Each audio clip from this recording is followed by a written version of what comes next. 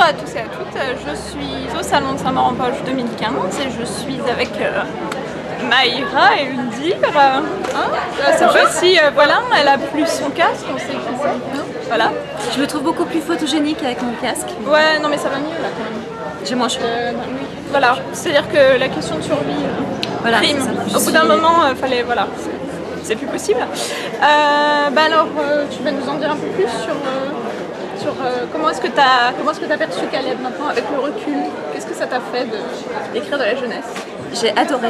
Franchement, j'ai adoré parce que déjà, moi, je me focalise pas sur le fait que c'est de la jeunesse. En fait, pour moi, c'est du fantastique. C'est une histoire que j'avais très envie de raconter, qui m'a vraiment plu, en fait. Voilà, donc je l'ai racontée. Et de toute façon, j'écris pas différemment parce que c'est de la jeunesse. Donc, je vais pas me censurer. Je vais pas, ce que j'ai déjà dit, je fais pas un truc gnangnan en me disant oh là là, faut pas choquer les jeunes. Au contraire, je pense on a le droit de tout sauf de les prendre pour des cons. Donc, ce que ça m'a apporté, c'est une liberté, puis c'est un plaisir immense, parce que j'adore le fantastique. D'accord. Du plaisir. De toute façon, la saga a connu un super accueil. oui, voilà. Elle a connu un super accueil, donc en plus de ça, voilà quoi. Mais t'es réinvité au Salon de Saint-Maur, ça se passe bien au niveau des signatures, donc c'est cool. Et donc j'ai entendu dire qu'il y avait une petite saga en préparation, nouvelle. Mais oui, madame, vous êtes bien renseignée. Ouais, t'as vu, c'est incroyable. J'entends tout, je sais tout. Oui, alors la prochaine trilogie de Mira, ce sera à partir de janvier. Voilà, donc premier tome en janvier, et puis on va essayer de faire des sorties assez rapprochées pour pas frustrer les gens, pour que les gens se rappellent aussi de ce que j'ai dit dans le tome précédent, ce qui est important. Voilà. D'accord, ok. Et tu peux nous en dire un petit peu plus? Général, allez, on va pas essayer de trop gâcher le secret, mais... Oui, alors ce que je peux dire, c'est le titre, déjà, donc ça va s'appeler Après nous. Et alors, qu'est-ce que je peux vous en dire, sans trop en dire, tout en disant quand même... C'est quel genre? C'est du fantastique? C'est du thriller? Je sais pas dans quelle case le ranger. Ce que je peux vous dire, c'est que ça va mélanger les genres et que c'est une histoire, ça va être une belle histoire entre deux personnages à très forte personnalité, l'un et l'autre, c'est-à-dire qu'il n'y en a pas un qui va prendre l'ascendant sur l'autre, vraiment le garçon et la fille, puisque un garçon et une fille ont des personnalités extrêmement attachantes, ont un cerveau, une façon de penser qui devrait parler aux gens qui vont lire l'histoire. Et en fait, le postulat de base, c'est est-ce que finalement, pour sauver la Terre, il ne vaut pas mieux éradiquer l'humanité? C'est la question qu'ils vont se poser, et peut-être qu'ils ont les moyens, non seulement d'y répondre, mais d'éradiquer l'humanité. C'est tout un programme encore. Et ça colle bien avec ta signature. Oui, parce que en fait de toute façon c'est un peu comme, déjà dans Caleb, mon propos c'était de dire que déjà le monde n'est pas divisé en deux, on n'a pas à être manichéen, donc c'est pas les gentils contre les méchants, le bien contre le mal, le noir contre le blanc, etc. Mais que finalement la vie c'est 50 nuances de gris, non je déconne, que finalement des fois on croit faire le bien et on fait beaucoup de mal, et parfois pour faire du bien on est obligé de faire du mal. Et en fait c'est tout le propos, c'est de faire réfléchir aux motivations des gens et finalement est-ce que là dans Après nous, le propos c'est de dire que finalement peut-être qu'il y a des causes plus importantes que la cause individuelle et que parfois il faut mettre son individualité de côté pour justement œuvrer pour le bien. D'accord. Il y a des jours. Il y a rien à dire, hein, je pense que c'est bon. Voilà. Merci. Merci beaucoup Myriam. Et puis on se retrouve à Montreuil. Hein, on se retrouve à Montreuil, on se retrouve partout sur les salons. Voilà, maintenant elle sera là partout. Allez, salut. Ciao. Victor Dixon, bonjour. Bonjour. Voilà, alors vous publiez un livre à la collection R, ça y est, vous êtes rentré dans la collection R. La consécration. Voilà, dans le cercle très fermé des auteurs de la collection R, Phobos, donc c'est une biologie. Oui, c'est une biologie, c'est un diptyque de volets. Ok.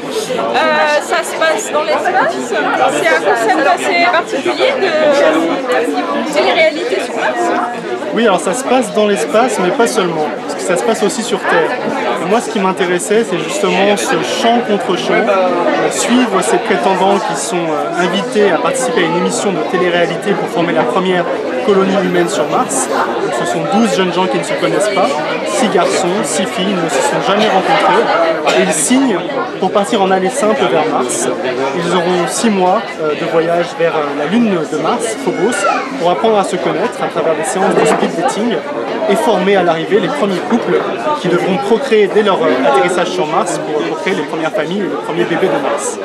Mais en parallèle, alors ça c'est le chant, c'est la chaîne Genesis, mais en parallèle on suit également le contre-chant, c'est-à-dire ceux qui sont restés sur Terre, les organisateurs du programme Genesis, qui ont bien des secrets à cacher, ma foi. Oui, j'ai vu que c'était bien mystérieux, il se passait des choses, tout n'était pas très rose en fait dans l'histoire. Ce que j'ai remarqué aussi, c'était que c'était vraiment très bien documenté. Alors j'ai essayé vraiment pour Phobos d'avoir un effet de réel très fort. Pourquoi? Parce que la conquête spatiale, la conquête de Mars, ça sera demain. Ça va arriver très vite. La NASA a promis que dans les années 2030, donc dans 20 ans seulement, ils enverraient des hommes sur Mars. Et des sociétés privées ont dit qu'elles feraient encore mieux. On a différents exemples, et notamment la société Mars One, une société hollandaise, qui envisage d'utiliser la télé-réalité pour envoyer des gens sur Mars, également en aller simple. Et moi, ce qui m'a interpellé comme auteur, c'est que 200 000 personnes à travers le monde entier ont déjà répondu à cet appel à candidature, ont déjà dit qu'ils voulaient partir en aller simple vers Mars, en abandonnant tout derrière eux. Et je me suis dit, mais pourquoi? Comment est-ce qu'on prend cette décision? Et pour revenir à l'aspect technique, justement parce que c'est quelque chose qui va arriver dans notre vivant, qu'on va voir vraiment, qu'on va vivre, j'ai voulu représenter un univers, un monde très crédible avec quelque chose qui pourrait vraiment arriver.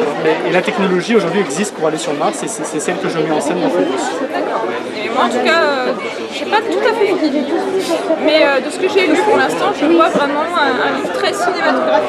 C'est-à-dire que j'arrive à m'imaginer un film en fait, à adapter de... Est-ce que c'était une volonté déjà dès le départ ce style d'écriture? Oui, c'était une volonté parce que pour moi Phobos c'est vraiment un roman sur les images, sur la dictature des images, qui est la dictature sur laquelle on vit actuellement. Tout est dans l'image, tout est dans l'instantanéité, à travers les télé-réalités certes, mais aussi les réseaux sociaux, Facebook et autres. Donc on vit dans ce monde-là. Donc pour parler de l'image, il m'a semblé qu'en termes de forme, il fallait que je structure mon roman comme un script. J'ai écrit un peu pour le cinéma dans le passé, et j'ai utilisé cette technique de découpage avec différentes focales, le chant, le contre-chant, le hors-chant, vraiment pour qu'on ait l'impression en tournant les pages qu'on est en train de voir un film ou une série télé en train de se dérouler. Bah, le mieux qu'on vous souhaite, c'est que ce soit adapté. Je croise les doigts. Voilà, avis aux amateurs, réalisateurs, si éventuellement, oui, c'est vrai que ce serait vraiment très bien et ça s'y prête parfaitement. Vous serez à Montreuil? Je serai bien sûr à Montreuil. Voilà, donc si jamais vous souhaitez rencontrer Victor Dixon, vous savez ce qu'il vous reste à faire. Voilà, donc merci beaucoup. Merci beaucoup. Et puis à très bientôt. À bientôt. Karine Rosenfeld. Bonjour. Alors, forcément, tu peux te douter que je vais te demander de parler de Secret Fire. Oh, quelle surprise! Voilà, c'est ça. Donc, il vient d'être avancé, la sortie. Oui. Donc, je pense que c'est une bonne idée. Voilà, et c'est pour octobre? Novembre 2015, donc il sera disponible pour Montreuil. D'accord, ok. Est-ce que tu peux nous en dire un peu plus? Vas-y. Ah oui, ça se rapproche maintenant, je vais pouvoir oui, dévoiler un petit peu plus. Eh bien, quoi dire Parle-nous du rêve. Vas-y. Alors, le rêve, c'est que je pense que c'est un projet qui aurait pu être très casse-gueule, puisque Christy et moi qui coécrivons ce livre, Sylvie Dogarty pour son nom d'artiste, on n'a pas la même langue, on ne vient pas du même pays, on n'a pas la même culture, et au lieu de faire de ces éléments des obstacles, on en a fait je pense des qualités au contraire, c'est-à-dire qu'on a chacune utilisé notre culture et nos origines pour créer un personnage. Moi j'ai créé le personnage français qui est le garçon, qui s'appelle Sacha, qui est un peu un no-life, il est gentil mais il sait qu'il va mourir le jour de ses 18 ans.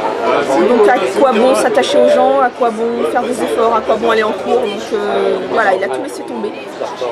Et Taylor, le personnage de Christy, qui est anglaise, qui est à contrario est la petite anglaise parfaite, qui est très bonne élève et qui rêve d'intégrer l'université d'Oxford, et voilà. Donc elle change de night school quand même. Oui, elle c'est un petit peu la petite fille parfaite. C'est l'opposé voilà, d'Ali. Exactement. Elle n'est pas rebelle du tout. Et au contraire, elle a plutôt même des médailles du mérite, ce genre de choses, etc. Donc on a vraiment créé des personnages qui sont complètement opposés et qui en plus vivent dans deux pays différents. Et l'idée de cette histoire, c'est qu'ils sont liés d'une certaine manière, mais ils ne le savent pas. Donc comment se retrouver quand on n'est pas dans le même pays, qu'on ne se connaît pas et qu'on n'a aucun point commun pour pouvoir empêcher une catastrophe. D'accord. Voilà. Bon, bah décidément, ça donne envie, et donc ce sera 2 tomes. C'est 2 tomes, on est en train de travailler sur le deuxième, puisque le premier forcément est terminé, puisqu'il sort en septembre en Angleterre et en novembre en France. Et on est en train d'écrire le tome 2, qu'on doit rendre dans pas longtemps, donc on est à fond dessus là. D'accord, et qui sortira potentiellement en 2016. Alors il est annoncé pour l'instant, mais je prends des pincettes pour annoncer la sortie en Angleterre, en tout cas en France c'est pas encore fixé, pour avril 2016. D'accord. Maintenant, on est un peu short dans les délais, donc on va voir si on tient le rythme ou pas. Ouais, il faut l'écrire déjà quoi. Oui, puis on n'a pas envie de bâcler. Ouais. Je pense qu'on a pris vraiment du temps pour l'écrire pour le tome 1, on a mis 1 an pour l'écrire. Bon, c'était lié au fait aussi qu'on avait d'autres projets à côté, etc. Et je pense que c'est ce qui fait que c'est un livre vraiment de qualité. On a eu le temps de revenir dessus, d'y réfléchir, d'y penser, de l'améliorer. Ouais. Et donc il ne faudrait pas qu'on perde cette qualité-là dans le tome 2. Donc voilà, mais on est à fond dessus là, on s'amuse toujours autant et c'est toujours aussi excitant comme expérience. Bah, on vous souhaite le meilleur. Merci. Et puis ne serait-ce que la couverture, ça donne vraiment très Ah envie, oui, je parce suis qu'elle est vraiment absolument ravie, magnifique. elle est très très attirante. Voilà, et on a appris que la couverture allait être gardée en France Oui, aussi, tout à fait, donc tout à c'est fait, vraiment ce sera la génial. même. Donc bah voilà, un rendez-vous en novembre donc. Voilà, avec grand plaisir, on sera fidèle au rendez-vous. Et en plus, pile à temps pour Montreuil. Exactement, donc là bah, voilà. on est souvent voisines de signature, voilà. mais là on va signer le même livre. Et c'est comme ça que ça a commencé. Exactement, c'est Voilà. comme ça qu'on s'est rencontrés et on s'est très bien entendu, l'étincelle est venue Voilà. et voilà, on est parti sur ce projet fou. Super, bah merci Karine. Merci à toi. Salut. Au revoir. Pour l'instant, j'aime vraiment beaucoup. Je trouve que c'est franchement sympa. C'est vrai que j'avais oublié à quel point Amy Harmon, notamment, donc c'est l'auteur de Nos Faces Cachées, avait vraiment une